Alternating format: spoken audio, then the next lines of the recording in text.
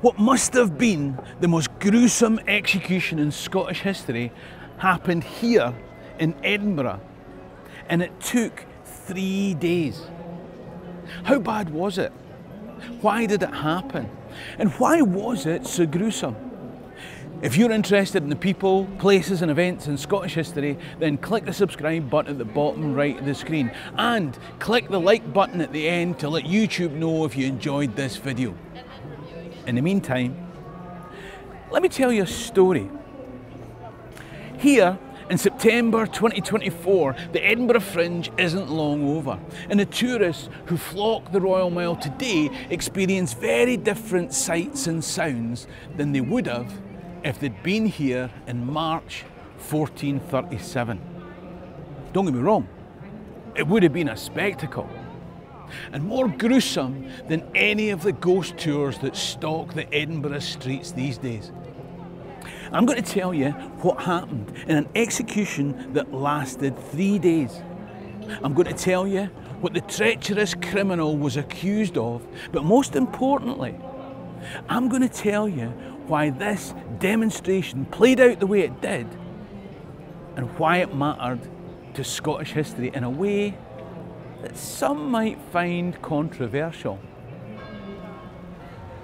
So what was this execution like? Well, it was designed specifically to be not only the most brutal ever seen in Scotland, but the most brutal imaginable. On the first day, the convict, and let's imagine for a moment that you were the convict and you know your fate. You know that the excruciating pain of your death is going to entertain the masses over the next 3 days. Let's just imagine that for a second.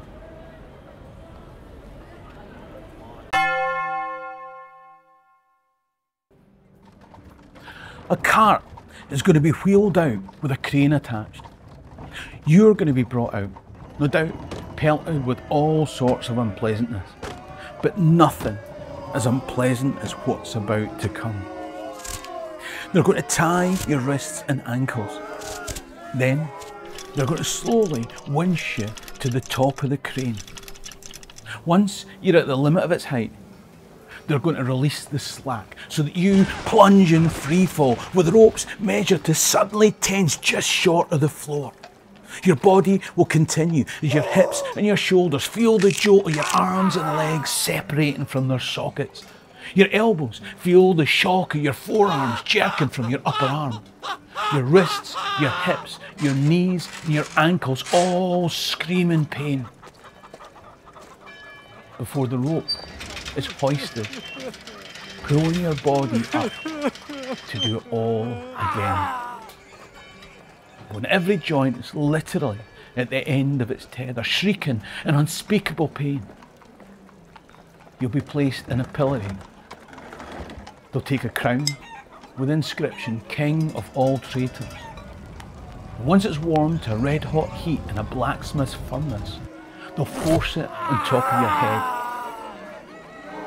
Is it the unbearable agony of your scorching skin, or the smell of your own cooking flesh that's worse? Or is it the crown contracting as it cools, compressing your skull? You'll be able to think about that as you lie broken overnight. Every moment passes like an age, because sleep won't come through the searing pain.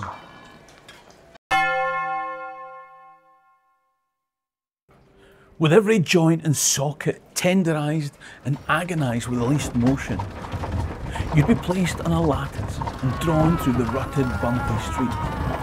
Each jolt shaken deep in recent wounds, bringing back yesterday's torment to vivid, present pain. Some say that after that your eyes were gouged out before your extremities were tortured with red-hot pincers. Then, another night to feel the unbearable internal and external aching, so that you just want it over. But before it's over, they'll bring you out again The executioner will stab you in the guts. You'll feel the blood trickle from the wound and then the knife tear down your abdomen, slicing it open in front of your gasping, screaming face.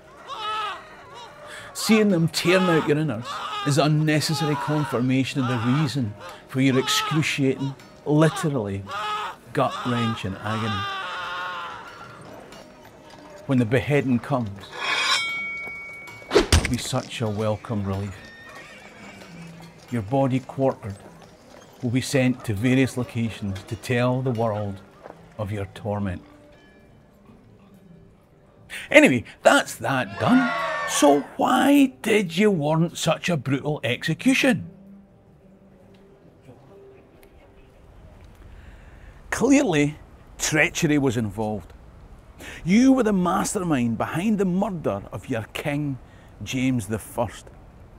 His English queen wanted to make sure that you, Walter Stewart of Atholl, the king's own uncle, suffered like no other man had suffered on the gallows before.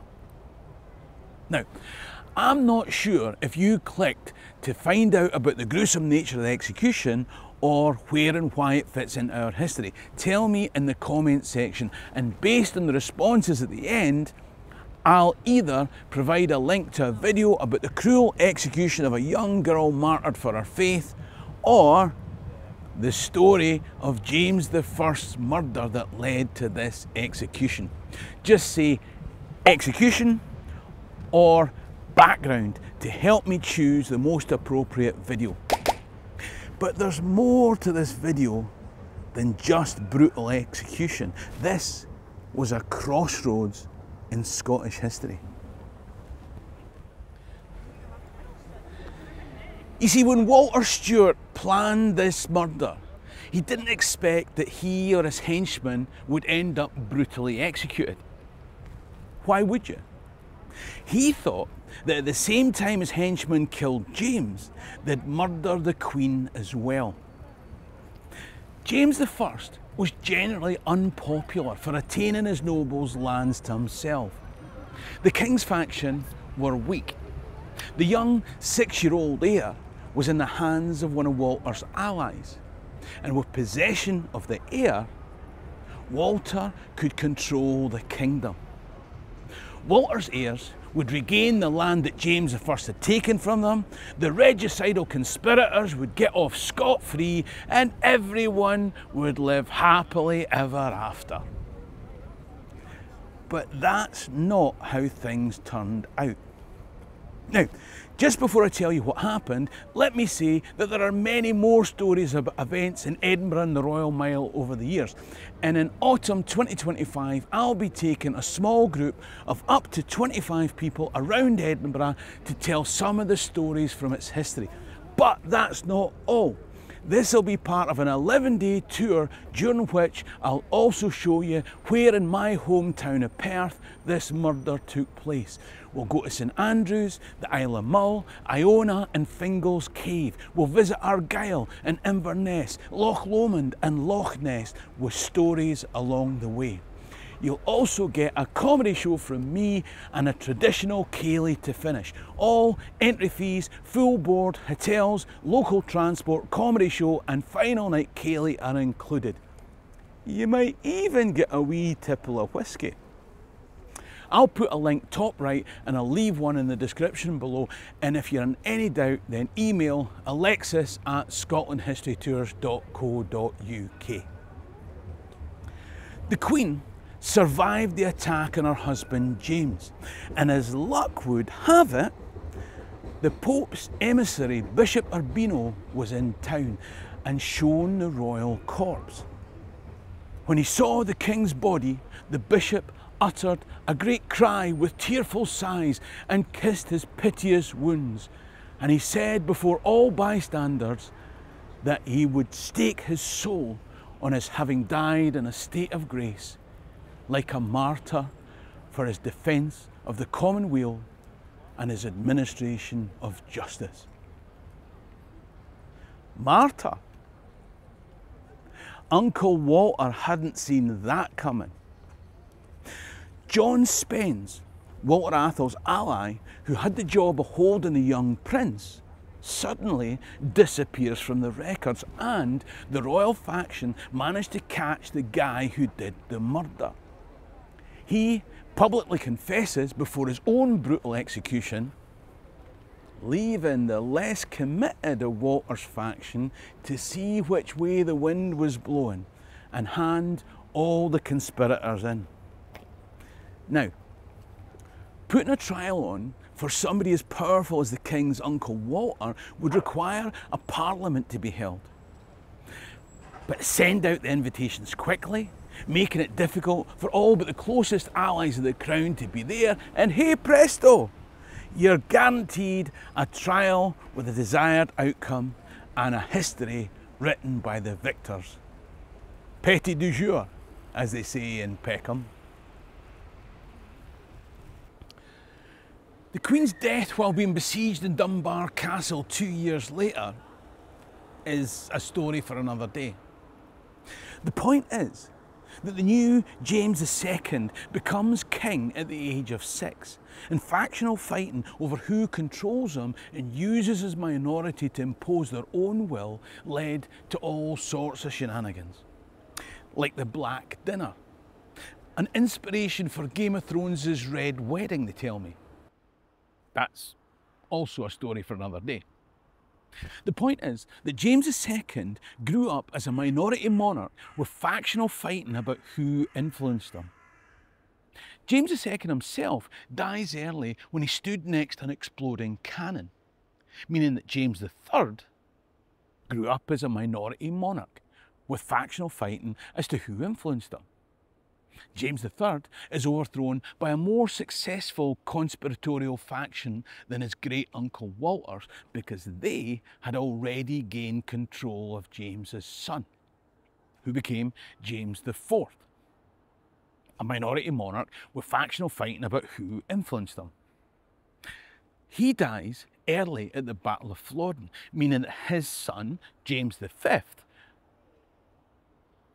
grew up as a minority monarch with factional fighting as to who influenced him.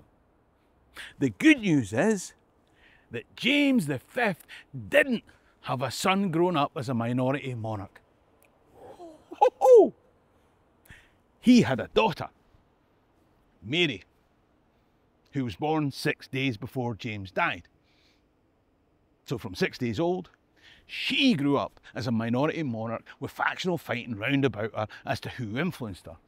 She was imprisoned and forced to abdicate to her son, James VI, who grew up as a minor... Matt, do I need to finish that sentence? Nah. These minority kingships encourage factionalism, make for a weaker monarch relative to the powers of the earls and lairds, regents, guardians, bishops and ministers who brought them up. Less royal reverence that led to John Knox lecturing Mary Queen of Scots here, and the Scottish Church telling James VI that he was a member of the church like other Scots. When Elizabeth of England was moving towards the end of her reign, death. As the Virgin Queen, English ambassadors took a keen interest in James VI. I remember the quote of one English reporter, appalled to see that James's subjects could approach him and shake him by the hand. When he became James I of England, the English had to train him in a way an English monarch's held at a distance. In recent years, the politics of Scotland has been divided by unionists who want to tell us that there's no difference between Scottish people and English people, and nationalists who want to say that the two peoples are a gulf apart. Now, I doubt that either of the two are entirely right. But if there is a difference, and assuming each was a homogeneous group, then it's the sense that in Scotland, we're all Jock Tamson's bairns. That you shouldn't get ideas above your station. That the rank is but the guinea's stamp. Wouldn't it be interesting If part of the reason for our national psyche was because of the broader dispersal of power through 2 centuries of minority monarchies that was set in train with the most brutal of executions over a 3-day period here in Edinburgh in March 1437. It's a thought. Another question is whether you'd like a video on another execution or the story behind what led to this one. Whichever way the comments have directed me, that's the video coming up on screen now. You should watch it. Support the channel by becoming a Patreon member or buy me a coffee in the description below. In the meantime, I'm Ian Dauchus, going to be Lama alive. Cheery and drastic.